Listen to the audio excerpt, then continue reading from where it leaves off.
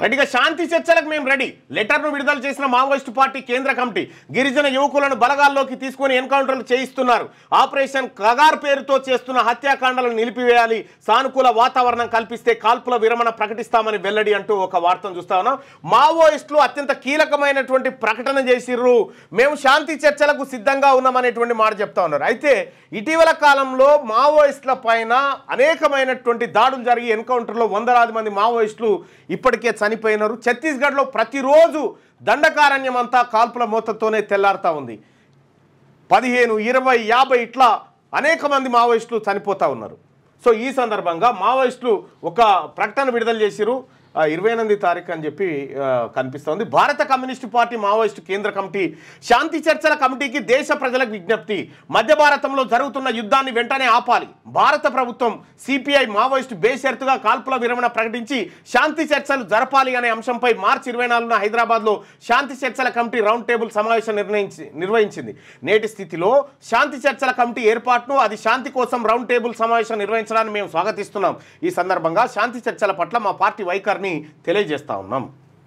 మావోయిస్టులు ఏం రాశారు అనేది క్లియర్గా చూస్తే 2024 జనవరిలో బ్రాహ్మణీయ హిందుత్వ ఫాసిస్టు బీజేపీ కేంద్ర ప్రభుత్వం విప్లవోద్యమ ప్రభావిత రాష్ట్ర ప్రభుత్వాలు కలిసి కగార్ పేరుతో విప్లవోద్యమ ప్రభావిత రాష్ట్రాల ప్రజలపై ప్రతిఘాతక యుద్ధాన్ని ప్రారంభించాయి. ఆ సమయంలో ప్రజల్ని మోసగించడానికి ఛత్తీస్గఢ్ రాష్ట్ర ఉప ముఖ్యమంత్రి హోంమంత్రి విజయ్ శర్మ మా ప్రభుత్వం మావోయిస్టులతో చర్చలు జరపడానికి సిద్ధమే, మావోయిస్టులు చర్చలకు రావాలి అని పదే ప్రకటనలు చేశాడు. ఆ సందర్భంగా మా party Dandakaranya special zonal committee media ప్రతినిధి కామ్రేడ్ వికల్ప్ 2 సార్లు మా పార్టీ శాంతి చర్చలకు సిద్ధమని తెలియజేశారు. శాంతి చర్చల కోసం సానుకూల వాతావరణాన్ని ఏర్పాటు చేయడం కోసం కగార్ పేరుతో ఆదివాసీ ప్రజానికంపై కేంద్ర రాష్ట్ర ప్రభుత్వాలు చేస్తున్న హత్యాకాండం నిలిపివేయాలని, బస్తర్ ప్రాంతంలో మోహరించిన కేంద్ర రాష్ట్ర ప్రభుత్వ సాయుధ బలగాలను బ్యారక్లకే పరిమితం చేయాలని, సాయుధ బలగాల కొత్త క్యాంపుల ఏర్పాటును నిలిపివేయాలని కేంద్ర రాష్ట్ర ప్రభుత్వాలకు ప్రతిపాదన చేశాడు.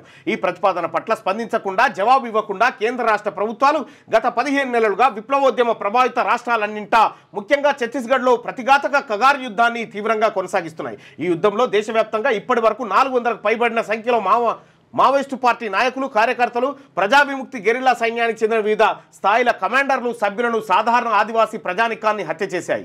ఇందులో 1/3 సంఖ్యలో సాధారణ ఆదివాసీ ప్రజలు హత్య చేయబడ్డారు. విప్లవోద్యమ ప్రాంతాల్లో కేంద్ర రాష్ట్ర ప్రభుత్వాల సాయుధ బలగాలు వేలాది మందిని అరెస్టు చేసి అక్రమ కేసులు మోపి జైళ్ల పాలు చేస్తున్నాయి. కేంద్ర రాష్ట్ర ప్రభుత్వాలు పథకం ప్రకారమే సాధారణ ప్రజానికాన్ని హత్య చేస్తున్నాయి. చుట్టివేసి, చంపివేసి అంటే కార్డ్ అండ్ కిల్ ఆపరేషన్లో చిక్కుకుంటున్న మా పార్టీకి పిఎల్జీఏకు చెందిన నిరాయుధ సభ్యులను, గాయపడి శత్రు సాయుధ బలగాలకు చిక్కిన సభ్యులను అమానవీయ చిత్రహింసలకు గురి చేసి హత్య చేస్తున్నాయి. మహిళా కామ్రేడ్స్ను సామూహిక అత్యాచారాలు చేసి హత్య చేస్తున్నాయి. అందుకే ఈ యుద్ధాన్ని నరసంహారం, జీనోసైడ్ అంటున్నాం. ఈ యుద్ధంలో కేంద్ర ప్రభుత్వం కమాండో బలగాల ముసుగులో భారత సైన్యాన్ని మోహరించింది. విప్లవోద్యమ ప్రాంతాలన్నీ కల్లోలిత ప్రాంతాలుగా ప్రకటించకుండానే అంతర్గత భద్రత కోసం సైన్యాన్ని ఉపయోగించడం రాజ్యాంగ వ్యతిరేకం. కల్లోలిత ప్రాంతాలుగా ప్రకటించాక గాని స్వంత దేశ ప్రజలపై సైన్యాన్ని ఉపయోగించడం రాజ్యాంగ మౌలిక భావనలకే వ్యతిరేకం.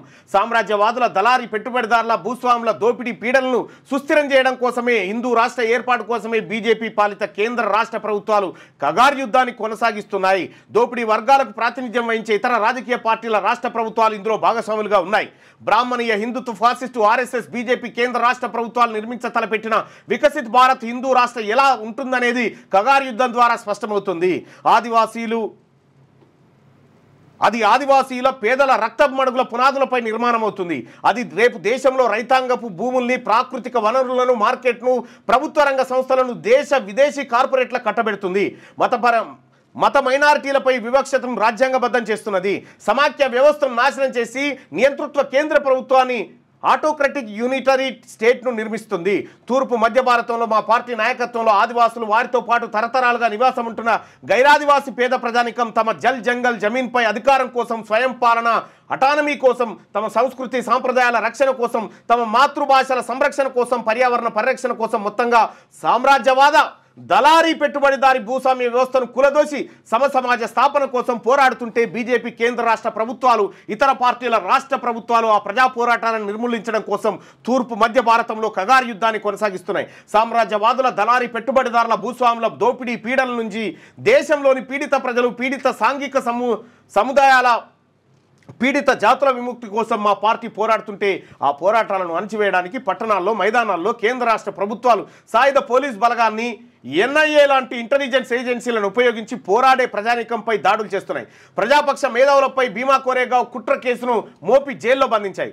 సంక్షిప్తంగా చెప్పాలంటే దేశంలోని సకల పీడిత ప్రజలపై, పీడిత సాంఘిక సముదాయాలపై, పీడిత జాతులపై సామ్రాజ్యవాదులు, దళారీ పెట్టుబడిదారులు, భూస్వాములు సాగించే దోపిడీ పీడనలకు వ్యతిరేకంగా మా పార్టీ పోరాడుతుంటే ఈ దోపిడీ పాలక వర్గాల దోపిడీ పీడనలను సుస్థిరం చేయడానికి బీజేపీ కేంద్ర రాష్ట్ర ప్రభుత్వాలు, ఇతర పార్టీల రాష్ట్ర ప్రభుత్వాలు దేశ ప్రజలపై కగారు పేరుతో యుద్ధాన్ని కొనసాగిస్తున్నాయి. విప్లవోద్యమ ప్రాంతాల్లో ఆదివాసీ యువకులను సాయుధ బలగాల్లో భర్తీ చేసుకొని వారి చేతనే ఆదివాసులను హత్య చేయిస్తున్నాయి.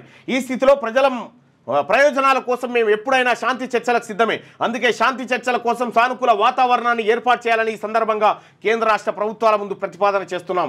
అందుకోసం కేంద్ర రాష్ట్ర ప్రభుత్వాలు కగారు పేరుతో ఛత్తీస్గఢ్, మహారాష్ట్ర, ఒడిశా, జార్ఖండ్, మధ్యప్రదేశ్, తెలంగాణ రాష్ట్రాల్లో చేస్తున్న హత్యాకాండలను, నరసంహారాన్ని నిలిపివేయాలని, సాయుధ బలగాల కొత్త క్యాంపులు ఏర్పాటును ఆపివేయాలని ప్రతిపాదిస్తున్నాం. కేంద్ర రాష్ట్ర ప్రభుత్వాలు ఈ ప్రతిపాదనపై సానుకూలంగా స్పందిస్తే మేము తక్షణమే కాల్పుల విరమణ ప్రకటిస్తాం.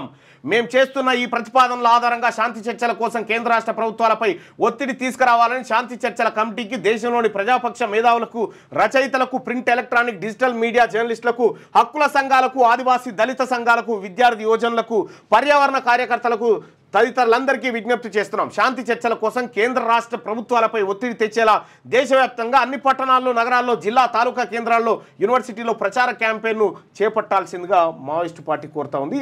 అభయ్ అధికార ప్రతినిధి కేంద్ర కమిటీ భారత కమ్యూనిస్టు పార్టీ మావోయిస్టు పేరు మీద ఈ లేఖ విడుదల చేశారు. మేము శాంతి చర్చలకు సిద్ధంగా ఉన్నాం, మేము కాల్పుల విరమణకు సానుకూలంగా ఉన్నాం.